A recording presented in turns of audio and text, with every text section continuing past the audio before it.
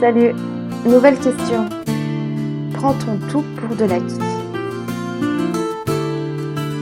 Donc, est-ce que ça t'est déjà arrivé de prendre conscience de la chance que tu as pour quelque chose dont tu n'avais pas pensé auparavant? Ça m'arrive régulièrement de me rendre compte de la chance que j'ai et j'imagine ne pas être la seule. J'imagine que c'est quelque chose qui fait partie de l'être humain.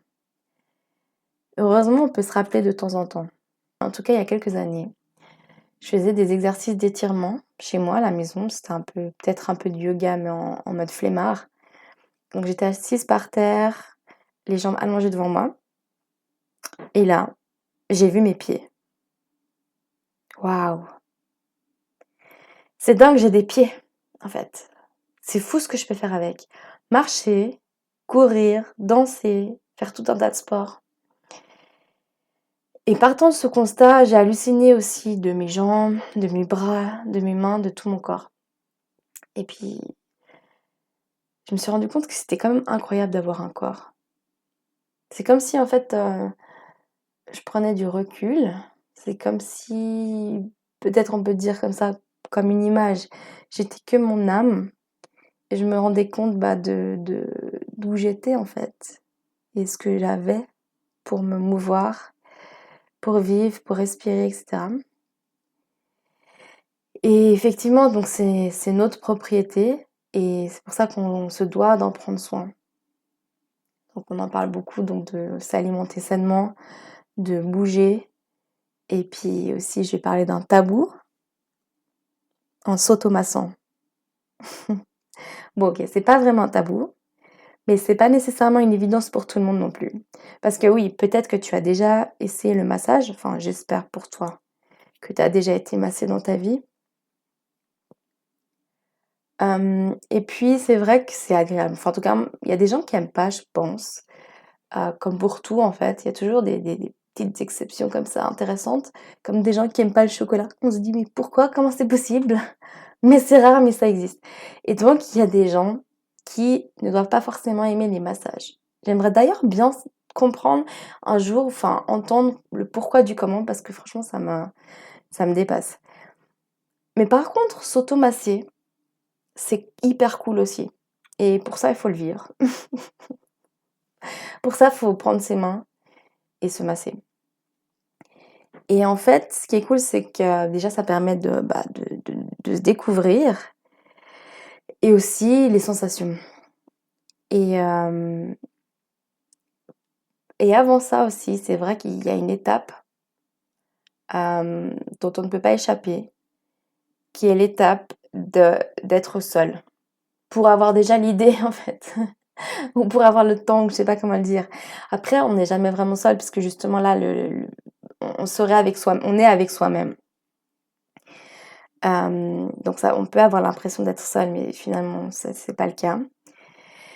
Et donc l'automassage, ça fait plaisir, ça fait du bien. Alors c'est vrai comme j'en fais rarement hein, parce que bah voilà, comme je disais avant, j'oublie tout le temps.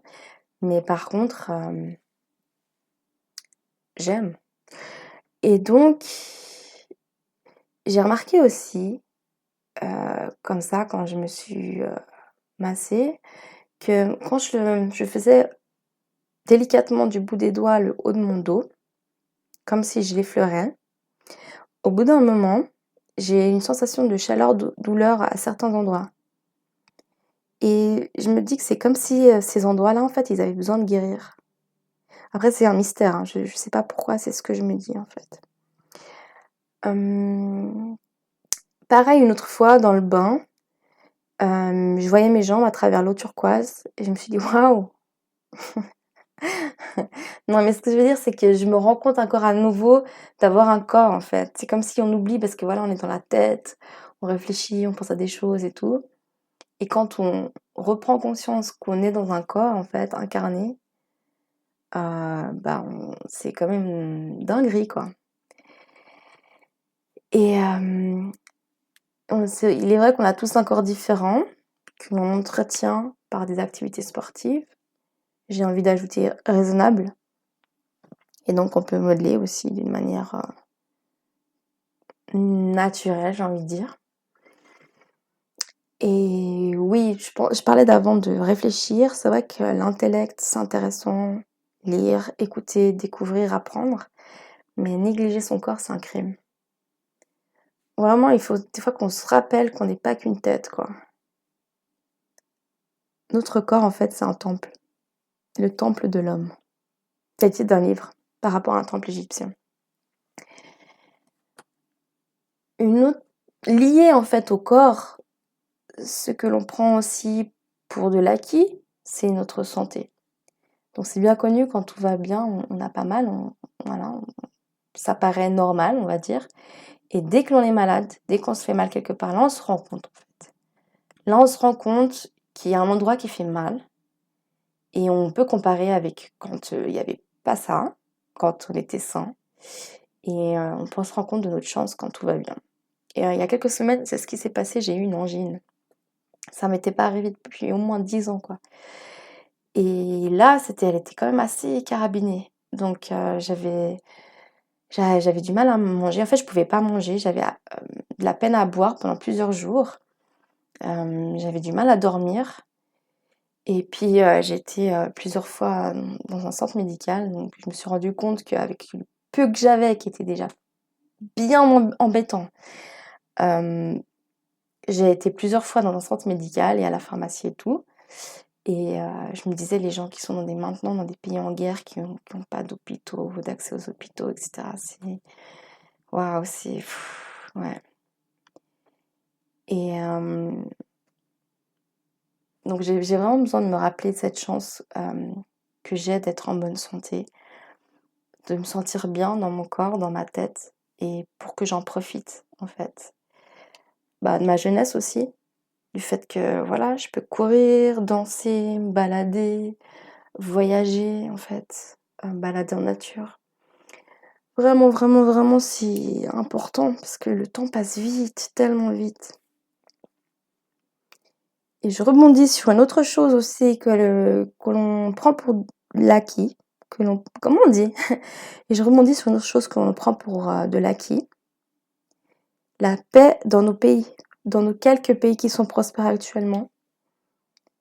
On peut s'y balader, même la nuit, en étant relativement bien en sécurité.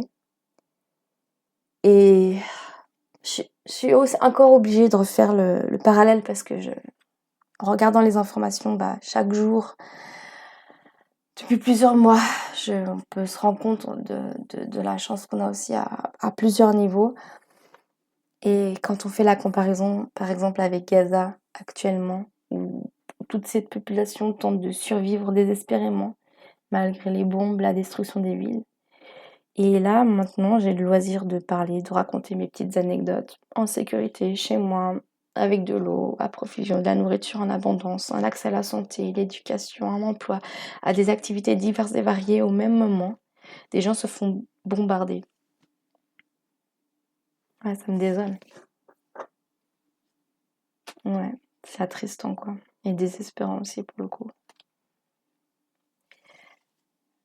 Une autre chose que l'on prend pour acquis et que je trouve tellement dommage... Ah, j'ai fait un changement de sujet, comme dans les infos, comme si de rien n'était.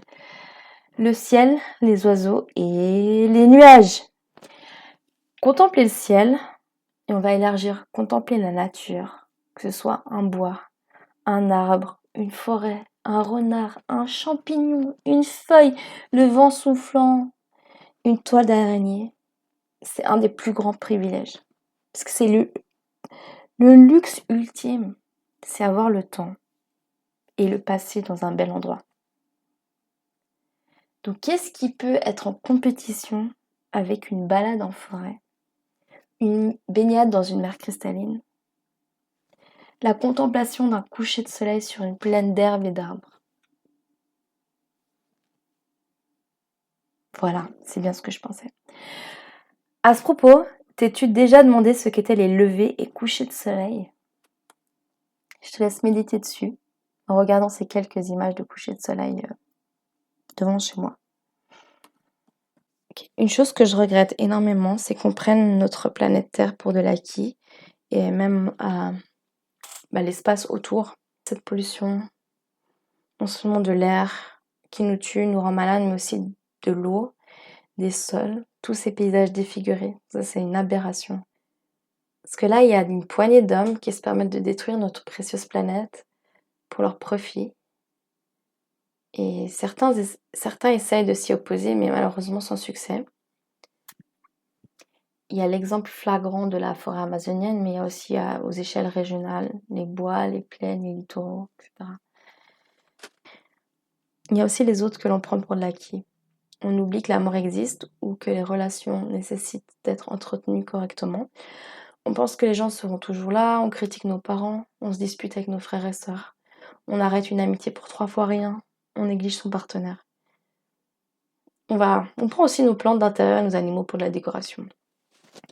Les regrets, qui viennent parfois tard, trop tardivement même, nous le rappellent amèrement.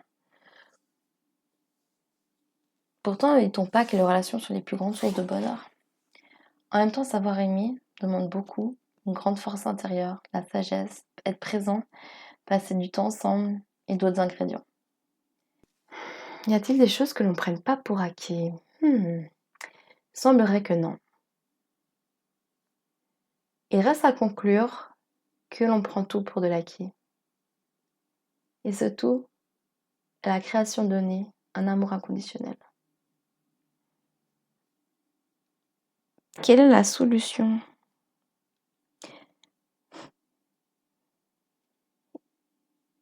Se rendre compte de la chance qu'on a, de ce que l'on a, et d'en être reconnaissant, de dire merci à cette création donnée, à cet amour universel inconditionnel.